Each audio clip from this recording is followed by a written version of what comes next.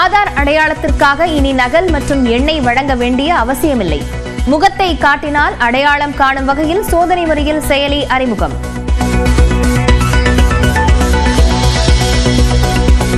வங்கக்கடலில் ஆழ்ந்த காற்றழுத்த தாழ்வு பகுதியாக வலுவடைந்த காற்றழுத்தம். மத்திய வங்கக்கடலில் பகுதியில் படிப்படியாக வலு குறையும் என்பதால் புயலாக மாற வாய்ப்பில்லை.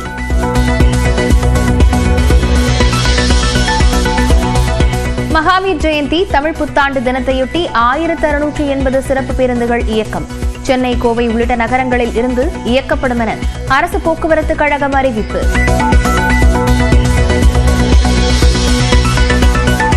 ஆளுநர் RN ரவி குடியரசுத் தலைவருக்கு அனுப்பிய 10 மசோதாக்களுக்கும் உச்சநீதிமன்றம் ஒப்புதல்.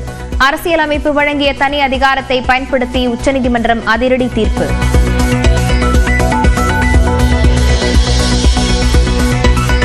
ஆளுநருக்கு தனிப்பட்ட வீட்டோ அதிகாரம் இல்லை என உச்சநீதிமன்றம் திட்டவட்டம். அமைச்சரவையின் ஆலோசனைப்படியே செயல்பட வேண்டும் என்றும் தீர்ப்பு.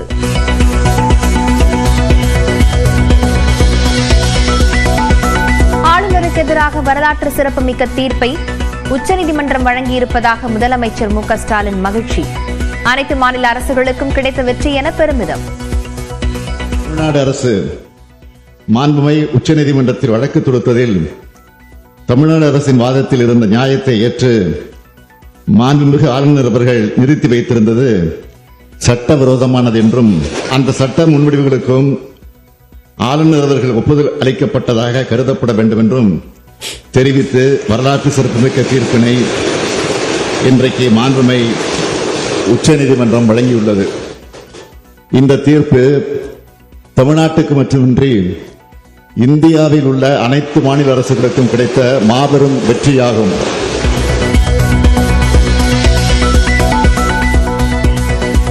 உச்சநீதிமன்றத்தின் கண்டனத்தை தொடர்ந்து தமிழ்நாடு ஆளுநர் RN ரவி விரைவில் மாற்றப்பட உள்ளதாக தகவல். புதிய ஆளுநராக யாரை நியமிக்கலாம் என பிரதமர் அலுவலகமும் மத்திய உள்துறை அமைச்சகமும் ஆலோசனை.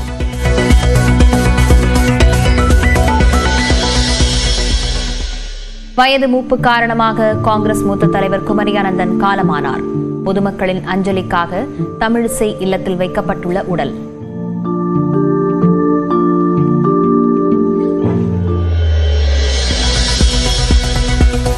அமைச்சர் KN நேருவின் சகோதரர் ரவிச்சந்திரனிடம் அமலாக்கத்துறை விசாரணை. அலுவலகத்தில் நடைபெற்ற விசாரணைக்கு பின்பு வீட்டுக்கும் அழைத்துச் சென்று சோதனை. பழைய ஓய்வூதியம் உள்ளிட்ட கோரிக்கைகளை நடப்பு சட்டமன்ற கூட்டத்தொடரிலேயே நிறைவேற்ற கோரிக்கை. மாவட்ட தலைநகரங்களில் வரும் 22ஆம் தேதி பேரணி என ஜாக்டோ ஜியோ அறிவிப்பு. சென்னை விமான நிலையத்தில் 6 கோடி ரூபாய் மதிப்புள்ள போதைப் பொருள் பறிமுதல். அயன் படபாணியில் வயிற்றுக்குள் போதைப் பொருளை வைத்து கடத்திய ஜாம்பியா நாட்டைச் சேர்ந்த பெண் கைது.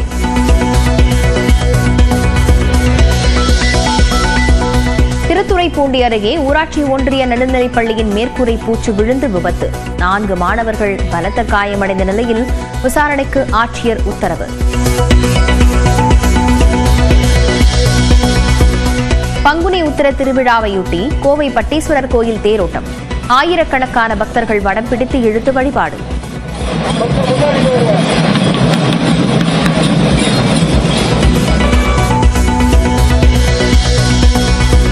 சென்னை காசிமேட்டில் இளைஞர் ராம்கி திடீரென உயிரிழப்பு. உடலை கட்டுக்கோப்பாக வைத்திருக்க பயிற்சியாளர் பரிந்துரைத்த ஊசியை பயன்படுத்தியதால் இறந்ததாக உறவினர்கள் குற்றச்சாட்டு.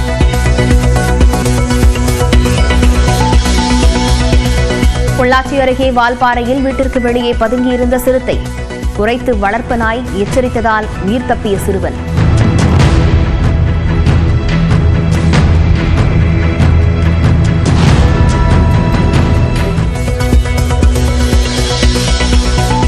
ராமேஸ்வரத்தில் பாம்பன் பாலத்தை திறந்து வைத்ததில் மகிழ்ச்சி. நியூஸ் 18 ரைசிங் பாரத் மாநாட்டில் பங்கேற்று பேசிய பிரதமர் மோடி நெகிழ்ச்சி. சீன பொருட்கள் மீது மேலும் 50% வரியை விதித்தார் அமெரிக்க அதிபர் டிரம்ப். மொத்தத்தில் 104% ஆகியுள்ள வரி இன்று முதல் அமல்.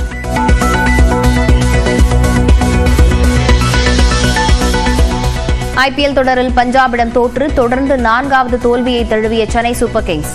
மற்றொரு போட்டியில் கொல்கத்தாவை 4 ரன்களில் வீழ்த்தி த்ரில் வெற்றி பெற்றது லக்னோ.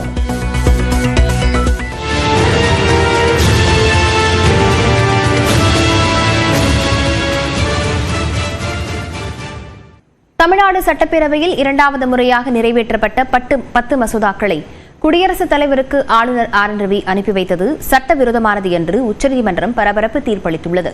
வேறு வழியில்லாததால் 10 மசோதாக்களுக்கும் ஒப்புதல் அளிப்பதாகவும் நீதிமன்றம் தெரிவித்துள்ளது.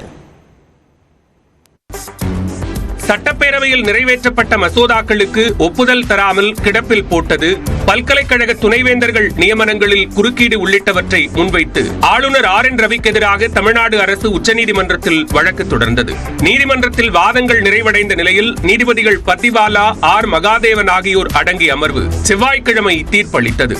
அதன்படி மசோதாக்கள் ஒப்புதலுக்காக ஆளுநருக்கு அனுப்பப்படும் போது அவருக்கு மசோதாவிற்கு ஒப்புதல் வழங்குவது அல்லது நிறுத்தி வைப்பது அல்லது குடியரசுத் தலைவரின் பரிசீலனைக்கு அனுப்புவது என 3 வாய்ப்புகள் மட்டுமே உள்ளதாக நீதிபதிகள் தெரிவித்தனர். சட்டப்பேரவையில் இரண்டாவது முறையாக மசோதாவை நிறைவேற்றி ஆளுநரிடம் சமர்ப்பித்தால் ஆளுநர் அதன் பிறகு ஒப்புதலை நிறுத்தி வைக்க முடியாது என்றும் ஆளுநருக்கு என்று வீட்டோ அதிகாரம் கிடையாது என்றும் கருத்து தெரிவித்தனர். எனவே சட்டப்பேரவையில் இரண்டாவது முறையாக நிறைவேற்றி அனுப்பிய 10 மசோதாக்களுக்கு ஆளுநர் அன்றே ஒப்புதல் அளித்திருக்க வேண்டும் என்று கூறிய நீதிபதிகள் மசோதாக்களை குடியரசுத் தலைவருக்கு அனுப்பிய ஆளுநர் ஆர் என் ரவியின் செயல்பாடு நேர்மையானதாக இல்லை என்றும் கண்டனம் தெரிவித்தனர்.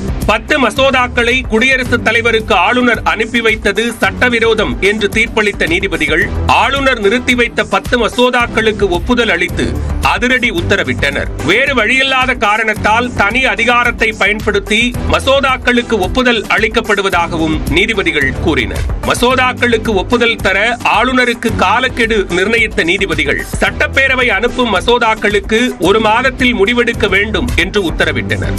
அமைச்சரவையின் ஆலோசனைக்கு மாறாக ஒப்புதலை நிறுத்தி வைத்தால் அதற்கான காரணத்துடன் 3 மாதங்களுக்குள் மசோதாவை திருப்பி அனுப்ப வேண்டும். குடியரசுத் தலைவருக்கு அனுப்புவதாக இருந்தால் 3 மாதங்களுக்குள் முடிவெடுக்க வேண்டும். மசோதா இரண்டாவது முறையாக பேரவையில் நிறைவேற்றி அனுப்பி வைக்கப்பட்டால் அதற்கு 1 மாதத்திற்குள் ஒப்புதல் அளிக்க வேண்டும் என்றும் நிபந்தனை விதித்தனர்.